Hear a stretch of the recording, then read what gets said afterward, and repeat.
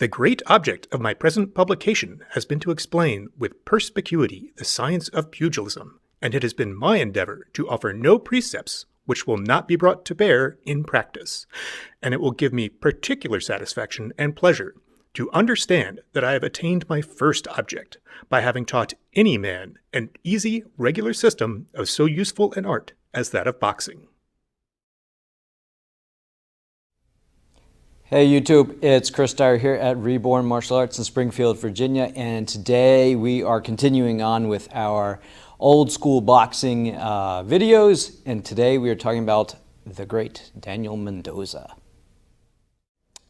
Okay, so following our previous videos where we've been talking about old school boxing and different training drills, methodologies, the manuals so far have been mostly talking about fights that we're seeing, kind of ideas of how to do pugilism boxing at the time. Now, why Daniel Mendoza is so important and why I call him the great Daniel Mendoza is because this little book, these tiny few pages here, are really a game changer when it comes to manuals from old school boxing. So Daniel Mendoza was a prize fighter, practiced his art during mostly 1780s, 90s, was well known in his own time.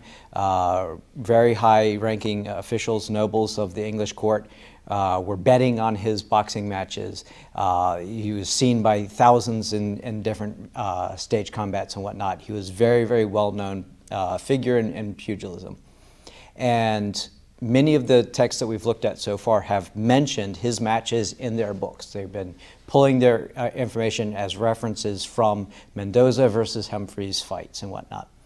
So Mendoza, in the beginning of this book, is talking about the general public has asked me to write this, so here it is. So it's a tribute to the general public, wanting to know more about his methods, his style. Mendoza was also known after his major fighting career to go around and give exhibition matches and basically instruct how to do the art. And one of the things that he recommends, just like we have seen in our other videos, that the style of boxing at the time, the art of boxing, was considered low class, was considered crass, was gross or whatever, people bloodying each other on stage. And he's also making the point, just like all the others, that this is a scientific thing. Yes, it can be brutal at times, but we know that it can be used for self-defense. And he actually makes the argument for doing it for sport and for entertainment. So he makes the argument that you don't necessarily have to get into a prize fight. You don't have to get into a prize fight to be a boxer. You can still train boxing even as a scholar. He calls it scholar. That you can do the drills because it's good for your health. It's good for your longevity. It's fun. It's exercise. It keeps you entertainment. It's got all kinds of things that are really important. And then he goes on to give what are called his 6 lessons. And these are going to be huge. We're going to go through these. We're not going to cover them all today. We're going to do this in parts because this is an in-depth, even though it's a tiny little book, it's an in-depth material. So let's cover it. All right, so let's first talk about the importance of positioning, what's going on with our body, our hands, our structure, before we get into the actual exercises. So what Mendoza recommends is a right foot back, left foot forward, knees bent, nothing uncommon here, heels basically in line, so similar to our fencing method that we've looked at so far. The hands are up at chin to neck height, so up here again. And so this is our basic stance, and you can look at images of Mendoza that were painted at the time, wood carvings and whatnot of the time, and you're going to see this stance. Now I'll turn sideways so you can see. The recommendation is a forward tilt. Hands are up here, so you're making almost a line to your back foot, where you're going to have some power that you can drive off this back foot, and you're in this posture. Chin is going to be tucked a little bit. Hands are here in front. Now, where this becomes so important, where Mendoza kind of splits away from the other material, the other sources of the time, are the two things that he says are paramount. The first, and this is mind-blowing for the time period, is equilibrium. Now, so far, everybody that we've talked about so far says science can take you above and beyond what you're physically capable of, science being body postures, technique, understanding physiology and things like that, understanding how the body moves can allow you to outbeat a stronger opponent. But you still need to be the stronger person to win most matches, right? So this is what most people have said so far. Mendoza's two key things. One is equilibrium, or balance. You want to be balanced, you want to be stable, and you want to be equally trained on both sides. So when you take this stance, you're also going to practice taking this stance. You practice moving forward, you practice moving backward. You practice moving forward, you practice moving backward. You practice moving one side, you practice moving the other side. You practice keeping your hands in opposition. You practice moving left side, right side, hands doing one thing, whole body's moving at the same time, right? Strength is not number one. The second part is postures of the body, your body alignment, your movement, the hands positioning that you take is number two. He does not mention strength. This is extremely important. And if you look back through his career, Mendoza was the smaller fighter. Of course, he's not going to rely on strength. This is why I think he's so important, is he starts explaining, through technique, through training. And it's not necessarily the postures, it's through his training methodologies. And this is going to be the big part that we're going to focus on kind of going forward, is the training methodologies become the important thing in our styles.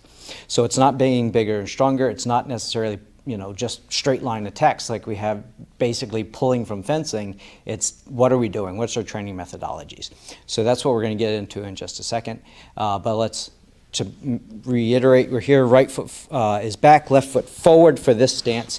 So we're here, our hands are up, and with Mendoza, we're not going to stay here. We're definitely not going to be static. This is more of your resting guard, which you're taking before you're about to do all these other things that we're going to look at. Okay, so today we are going to cover lesson 1 of the 6 lessons.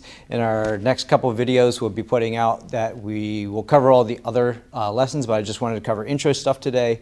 Lesson 1, kind of familiarize you and Mike with some of this material, and then we'll get more in depth into some of the other drills because they do get a little bit more complicated. But lesson 1, let's go ahead and cover it. So we'll go ahead and take our Mendoza stance. So our right foot is back, left foot is forward. Our hands are up here, but this is going to quickly change.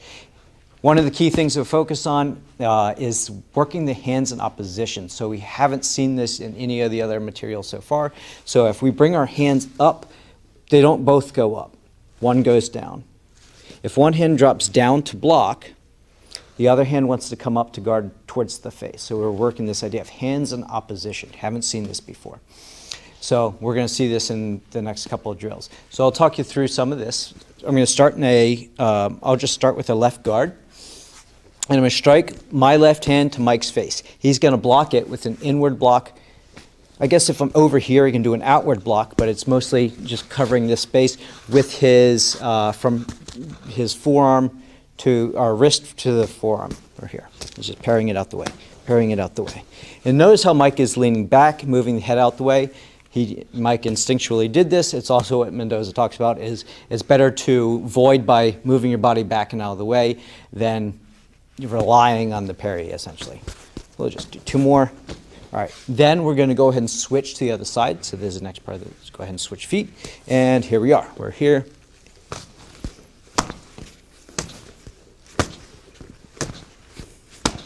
Good, so that's part of lesson 1. That's the first part of lesson 1. The next one is the left to the face with the hook. So if I'm over here, I'm coming in this direction. Mike is going to bring his hand up to cover, and the elbow is lifting up in this direction. Now, I went back and forth, kind of looked at some reference material, looked at some art.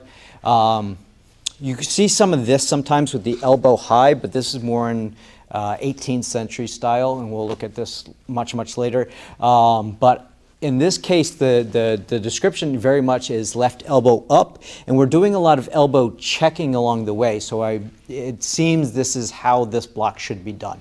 Where the hand is going to come up, he does say block this with your wrist. So it looks like elbow or wrist is coming up here by ear, and then the elbow coming up is going to take us to this covered guard, which is really cool. So here, we use these all the time in our school.